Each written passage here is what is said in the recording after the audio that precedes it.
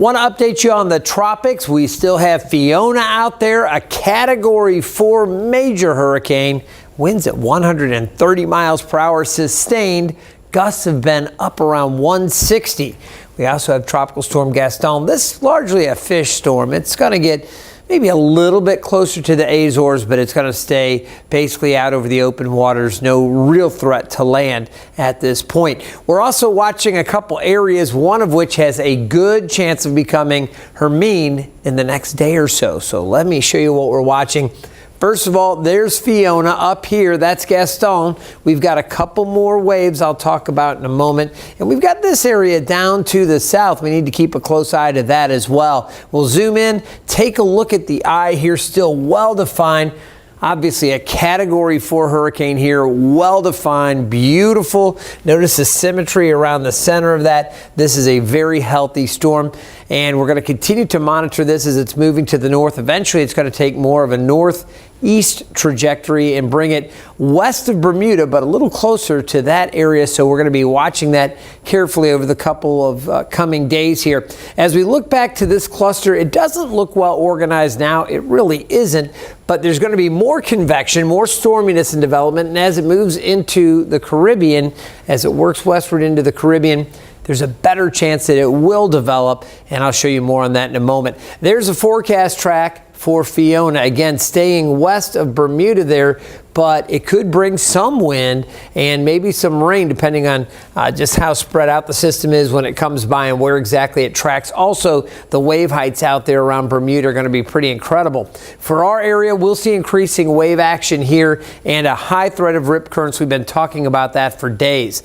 You can see the forecast models very much in agreement, although a couple of them do swing it closer to Bermuda. Folks here again need to stay up on this. So you just wanted to show you the computer models there on Fiona. And here's the wave action again. You can see very close to Bermuda there, the roughest waves just out to the west of it. But notice our wave heights building here along the coast as we finish out the work week and get into Saturday. So we're going to be watching that. As far as Gaston goes, there are the Azores again. It's going to get a little closer, but it looks like it's pretty much going to wind down over the open waters. So we'll continue to watch that, but this poses no threat to Hampton Roads or to the U.S. seaboard.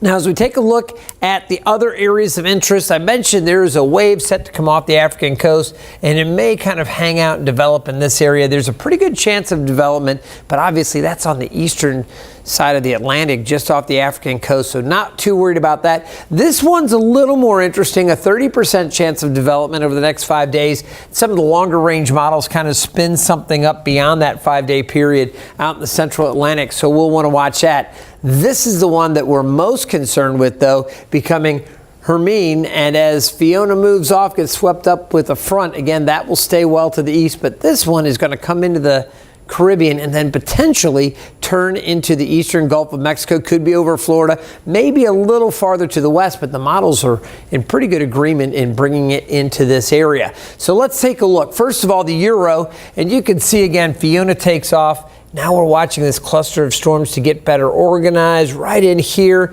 south of Jamaica, coming towards Cuba and over Cuba here. This is Wednesday, the 28th. Here's Florida, the Keys. You can see how it's forecast per the Euro to move over South Florida and then maybe get back out over the water a little bit, kind of getting caught up along a frontal boundary. So it could become kind of a hybrid system if it merges with that front.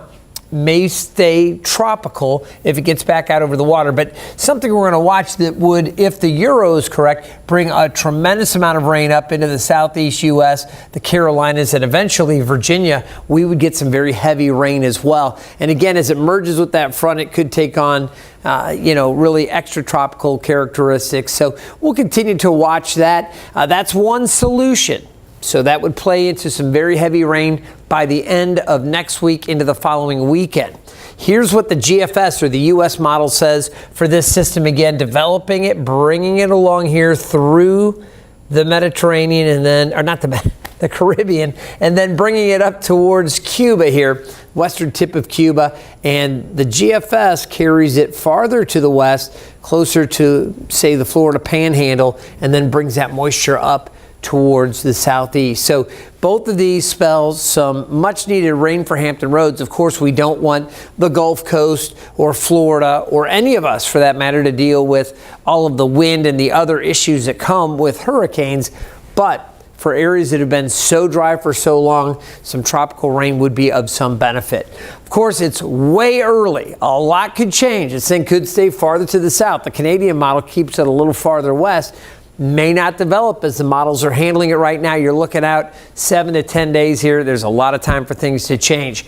But as of Wednesday morning, this is how things are looking. We will, of course, keep you updated with all of the developments throughout the tropics in the coming days. Stay tuned.